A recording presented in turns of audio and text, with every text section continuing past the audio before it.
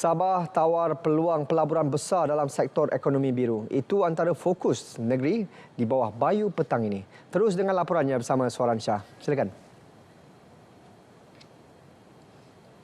Ya, sahih. Sabah menawarkan peluang pelaburan besar dalam sektor ekonomi biru dengan potensi hasil tahunan ikan dan udang melebihi 491,000 tan metrik bernilai 3.25 bilion ringgit. Setakat ini hanya 50% daripada potensi tersebut diterokai meskipun terdapat lebih 3,000 kapal nelayan dalam negeri. Although there are more than 3,000 fishing vessels out there, most of them stay within 30 nautical miles from the coast.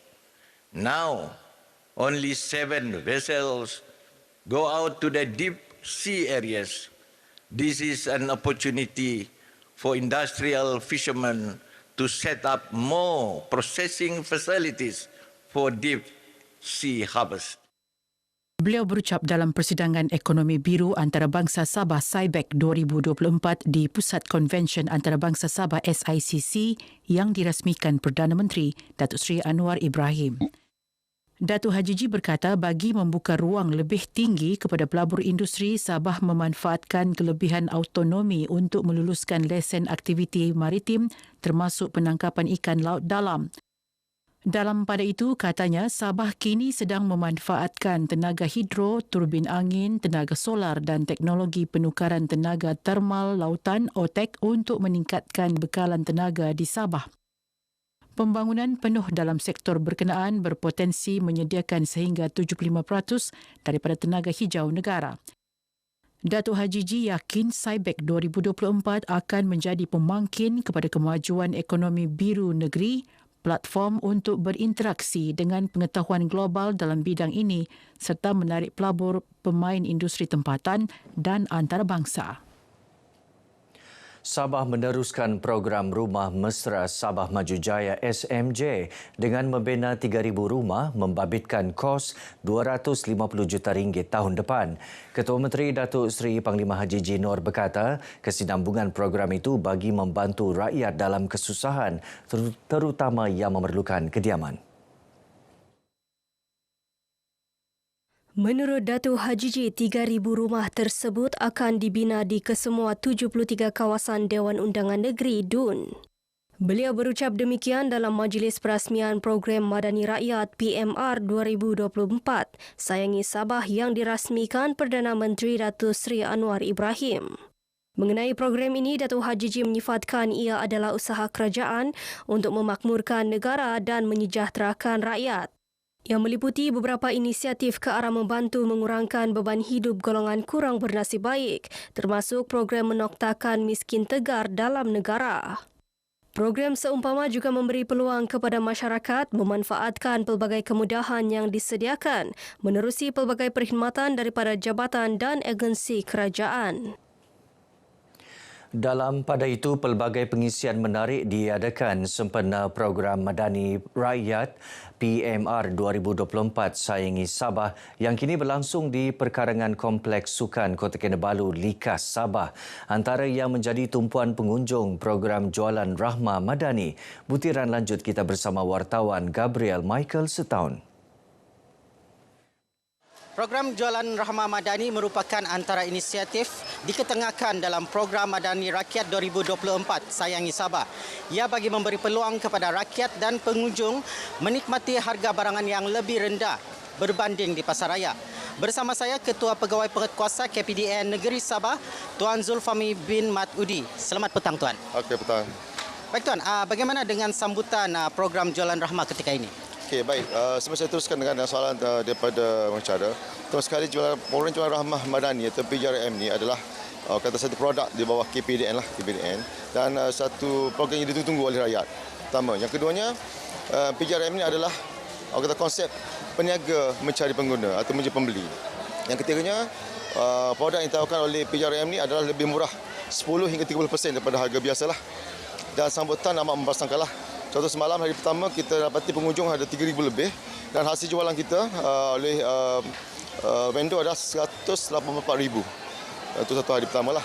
Soal kedua pun saya tampak pada pagi tadi, buka jam pukul 9 pagi, perempuan paling muncul pada kita punya PJRM lah. Jadi saya anggarkan sehingga petang atau pukul 2 tadi, lebih kurang 5,000 pengunjung dah atau pelanggan di PJRM. Apakah keperluan yang menjadi pilihan utama sepanjang PJR ini berlangsung? Okey, macam yang saya katakan tadi, harga di PJRM adalah 10 hingga 30% lebih murah daripada harga pasaran. So, saya dapati harga item yang menjadi rebutan atau menjadi permintaan yang tinggi adalah ayam bulat, produk-produk makanan seperti minyak masak botol, kita ada roti dan kita ada juga mandian, sabun, pencuci dan sebagainya. Ustaz, berbaki lagi sehari program Jalan Rahmah berlangsung. Apakah harapan tuan dan seruan kepada rakyat dan pengunjung? Okey, harapan saya satu je. Ini adalah jualan yang kita tunggu-tunggu. Kerana harga macam saya katakan tadi, harga 10 hingga 30% lebih murah daripada harga pasaran. So saya harap pengunjung atau pengguna ambil kesempatan untuk belanja dan untuk menyelamatkan kos sara hidup. Baik, terima kasih tuan. Baik, jangan lepaskan peluang untuk memeriahkan program Madani Rakyat 2024 Sayangi Sabah. Sebanyak 8 program tumpuan dan agensi peneraju terlibat dalam program ini, melibatkan kesejahteraan rakyat, agenda perpaduan, TVET dan Karnival Kejaya. Sekian sahaja perkongsian dari kami, kembali semula kepada suaran. Baik, terima kasih Gabriel. Sementara itu, pelbagai pengisian menarik lain yang disediakan dalam program Madani Rakyat PMR 2024 Sayangi Sabah turut menjadi tumpuan pengunjung. Antaranya pameran aset keselamatan, menukar topi keledar lama selain pemeriksaan kesihatan. Sebab di sini banyak benda yang kita boleh belajar begitu.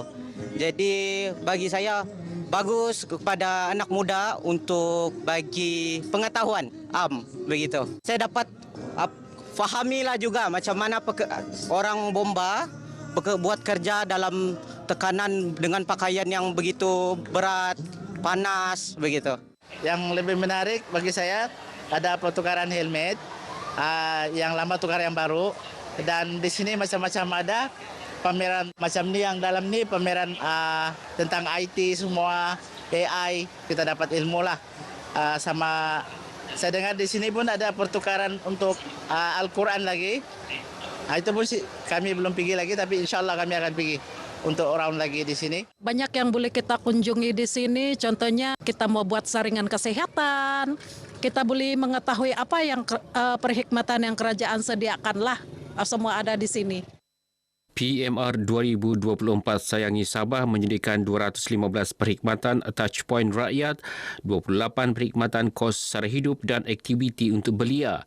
Turut disediakan 10 bas ulang-alik secara percuma bagi kemudahan pengunjung.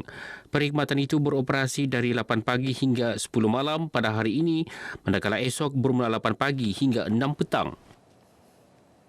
Menara telekomunikasi menerusi Pelan Jalinan Digital Negara Jendela di Kampung Logup, Tamparuli kini beroperasi sepenuhnya. Ia memanfaatkan lebih 600 penduduk di 3 buah kampung. Menteri Komunikasi Fahmi Fadil memberitahu pembinaan menara tersebut mengambil masa 18 bulan untuk disiapkan sepenuhnya. Dengan kelajuan ada yang mencecah 200 lebih Mbps, 215, 212 sewaktu dibuat speed test semalam dan berterusan. Dan ini kita lihat akan dapat membantu komuniti setempat bukan hanya mengakses sama ada pendidikan, media sosial ataupun e-commerce, tapi ada juga peluang untuk mereka memanfaatkan internet untuk menjana pendapatan. Beliau ditemui media dalam lawatan kerja tinjauan pengoperasian Menara Telekomunikasi Jendela Fasa 1 di kampung berkenaan. 400 menara telekomunikasi di bawah inisiatif Jendela Fasa 1 akan dibina di Sabah. Daripada jumlah itu, 203 menara telah siap dibina setakat ini. Belanjawan 2025 yang dibentangkan Perdana Menteri Datuk Seri Anwar Ibrahim semalam disifatkan sebagai belanjawan inklusif berkebajikan. Ia sekaligus memperlihatkan komitmen kerajaan mewujudkan ekonomi Malaysia madani yang makmur. Ketika ditemui RTM NEP Chancellor College University Yayasan Sabah UCSF, Dato' Dr. Rafiq Idris berkata, menerusi Belanjawan 2025, kerajaan berusaha memulihkan ekonomi dalam menjana perubahan serta menyejahterakan rakyat. Ini termasuk peruntukan perbelanjaan pembangunan RM6.7 bilion kepada Sabah untuk merangsang pertumbuhan ekonomi negeri. Ianya juga berupaya mewujudkan pesan pengganda yang lebih besar bagi negeri Sabah bagi tahun 2025. Tetapi satu yang saya ingin sebutkan juga di sini, despite a big expenditure for Sabah, what is more important is that perbelanjaan itu perlu dibelanjakan pada tahun 2025 secara sistematik, efisien, cekap. Barulah kesan terhadap pertumbuhan ekonomi itu dapat dirasakan pada tahun 2025.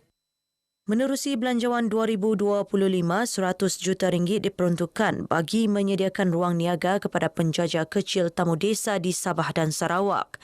Turut diperuntukkan RM1 bilion bagi menaik taraf prasarana daif melibatkan lebih 543 sekolah. Selain itu, RM500 juta untuk tujuan bekalan air bersih dan elektrik di Sabah dan Sarawak melibatkan lebih 5,000 buah rumah. Lebih RM200 juta diperuntukkan untuk perkhidmatan udara luar bandar Sabah dan Sarawak bagi laluan kota Kinabalu ke layang-layang selain Miri ke Long Bangga. Belanjawan 2025 membabitkan peruntukan RM421 bilion, iaitu belanjawan tertinggi pernah diumumkan dengan RM335 bilion adalah untuk belanja mengurus, RM86 bilion bagi belanja pembangunan, tidak termasuk RM2 bilion untuk simpanan luar jangka. Sekian perkongsian dari Sabah untuk petang ini. Untuk lebih banyak perkembangan semasa, terus bersama Sahi. Dari sungai hingga segara Palestin, pasti merdeka. Silakan Sahi. Baik, Soren, terima kasih.